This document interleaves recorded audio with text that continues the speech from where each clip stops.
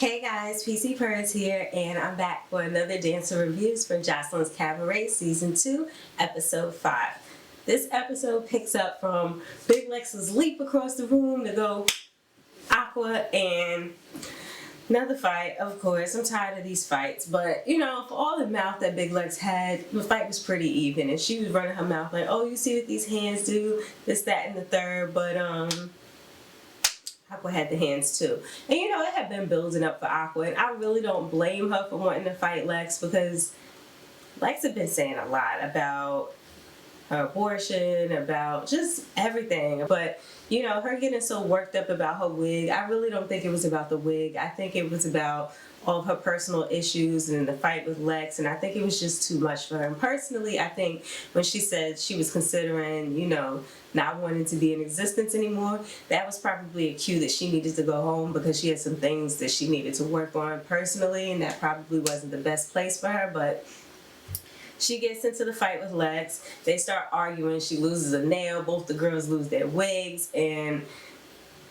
Joseline has her escorted off the premises. On the way out, we find out that she attacked one of the talent handlers, and she like beat this poor guy up. And Joseline kind of laughed it off a little bit, but I felt bad for the guy, because he was saying, I don't put my hands on women, so he just kind of took it. But at the same time, I wouldn't have been taking punches from this chick. I would have had to like mush her or something, you know what I mean? Just slam her behind down, I don't know, something. But she wouldn't have been beating on me. That would have been not have been a thing. I don't care if I was a man or a woman. I'm not saying he should have beat her, but her putting her hands on him, nah, that would have had to end.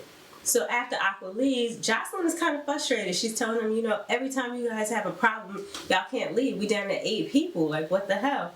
So the girls kind of feel like we need to get rid of the weakest links. Like, this spot could have went to somebody else. We're all here because we're trying to do something with our lives. Like, if she wants to leave, she wants to leave. And it's kind of tough, but at the same time, it's true. After all the commotion, they have like a powwow dream. So the girls sit down with Joseline. They're dressed in lingerie. I got on my Fenty right now. And they sit down, they just talk about their dreams and aspirations for the future. And a lot of them have the goal of giving back and either helping their community or other girls that come into the stripping industry. And I can see that, because it's, when most women start dancing, there's no book that tells you what to do, how to conduct yourself, what the job is going to entail. Like, you've heard some of the girls say, oh, the game is to be, what is it, sold, not told. But it's one of those things where it comes with no instructions. You have to learn on the job, and it's really not fair. I think it's admirable to want to help people, because it's an industry that's not going to go anywhere, and women should stick together and help each other out. There's a big chance that you might get exploited in this type of career, so you should go in armed with as much knowledge as you can have. If I could have anything I wanted, I would have my own dance school, or I would have a club. I would love to have my own club with like aerial acts, aside from pole, like Lyra and Silk, and just like more Cirque du Soleil kind of thing. Maybe not necessarily stripping. I don't know. Anyway, this ain't about me. Joseline kind of clowns Chanel, because she's saying, you know, the thing that you want to do, you're going to be basically like selling it with what you're trying to do. But okay. Joseline tells the girls that they need to do a meet and greet, and she's going to take them to the club, and just that they need to relax and blow off some steam, and everybody pretty much feels the same. So, but before they go to the club, Joseline sits them down and goes over the routine with them. We finally get a clear view of this chair routine that Joseline has put together, and it's pretty, I would say it's still beginner friendly. It wasn't too complicated. There's room in it to make it your own, but you know what we're about to do. We're about to break down this routine, and we're going to do it together. I'm going to show you what it looks like in full without all the cuts. I'm pretty much doing it the way that she did it. I'm sure you could jazz it up and make it a little sexier, throw your own flair, but we're just going to learn the basics of this routine. So you're just going to start seated, legs together, hands on the knees, and open up, bow over, arch up. Hands come up the body, all the way up to the boobs. Release them, shake them off. Legs together, fan kick, legs together, fan kick, legs together, turn, drop. From there, you're going to twerk, shake the fingers with the money, twerk, pop up, From there, you're going to shake your hand again, money symbol. You're going to walk 3 slow walks, then about 5 fast walks behind the chair, drop, shake the boobs, come up. From there, you're going to walk out in front of the chair, and then there's this slow kind of teasing action going on. You're just swaying your hips, like sexy strokes and stuff. From there, you're going to turn, drop into a split, pop it 3 times. Then you're going to bring your legs together. You're going to arch back. From there, hands in front of you. You're going to twerk it out. From there, you're going to pop up the way I showed you before. Arch up. From there, you're going to walk out in front of the chair, drop again, and then Joseline's favorite move, the snake.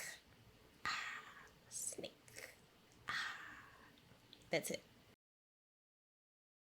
What'd you think? Pretty beginner friendly, right? Did you give it a try? Let me know if you do. You know what to do. Tag me. Drop a comment below. After Joseline shows the girls the routine, they record it, they practice on their own, and no one really wants to listen to Lucky. Lucky's telling them that their counts are off, but then Yummy P feels like she's a professional dancer and she feels like she's right, and that Lucky has too much ego. I don't know, I don't really get to see either of them doing too much to be able to tell who was better at what, but it's a little breakup in this happy home. Next, we see Joseline with Melissa, who we know from Love and Hip Hop, and she's supposed to help Joseline get her event together, and all the girls are going to come. And after they talk, we actually see them get ready and go to the event, and they're turned up in the car. When they get there, they're dancing, they're naked, everything is hanging out. They look like they're on all the substances, all the alcohol, all the weed, and they're just a little turned up, especially Boss Tech. And they all said when she starts drinking, she turns into a different person. She was all the way lit. And I'm like, to be so lit and turn it up like you really doing something, we still ain't seen you dance, girl.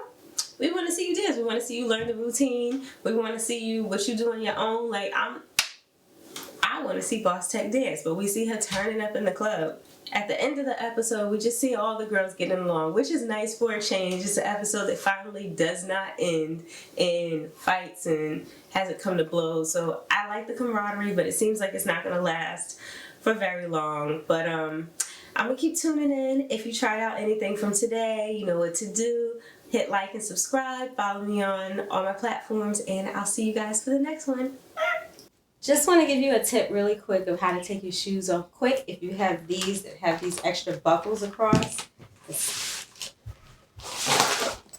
Right? How'd I do it without taking all my laces off?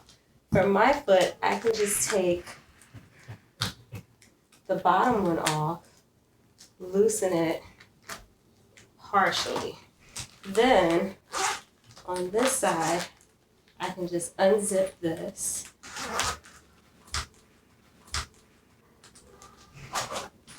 Slide it down, and it comes right off. So when it's time to put it back on,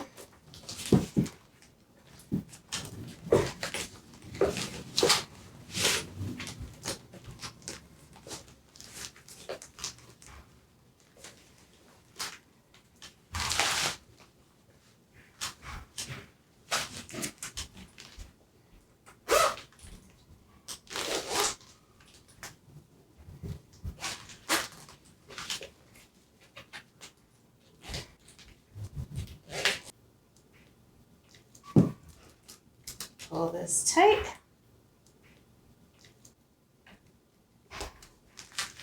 Good to go. Hey. Let me know if you have any other shoe tricks, but this one's a lifesaver for me.